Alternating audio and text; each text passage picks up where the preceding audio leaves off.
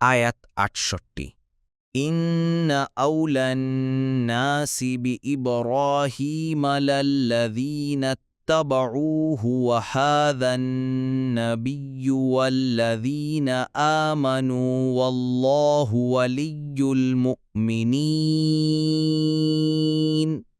অনুবাদ নিশ্চয় মানুষের মধ্যে তারাই ইব্রাহিমের ঘনিষ্ঠতম যারা তার অনুসরণ করেছে এবং নবী ও যারা ঈমান এনেছে আর আল্লাহ মুমিনদের অভিভাবক। তাফসীর ১ নম্বর ফুটনোটের বিবরণ অর্থাৎ ইব্রাহিম আলাইহিস সালামকে অনুসরণ করার ক্ষেত্রে ঘনিষ্ঠতম হলেন যারা তার আনিত দ্বীনের উপর আছেন ও এই নবী অর্থাৎ মুহাম্মদ সাল্লাল্লাহু আলাইহি ওয়াসাল্লাম এবং এই নবীর উম্মতদের মধ্যে যারা ঈমান এনেছে অর্থাৎ মুহাজির আনসার ও অন্যান্য পরবর্তী উম্মাত।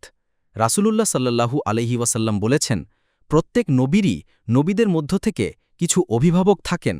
আমার অভিভাবক হলেন আমার পিতা, আমার রবের খলিল, অর্থাৎ ইব্রাহিম আলাইহি ওয়াসাল্লাম। তিরমিজিতে ২৯৯৮, মুস্তাদরাকে হাকেমে ৫৫৩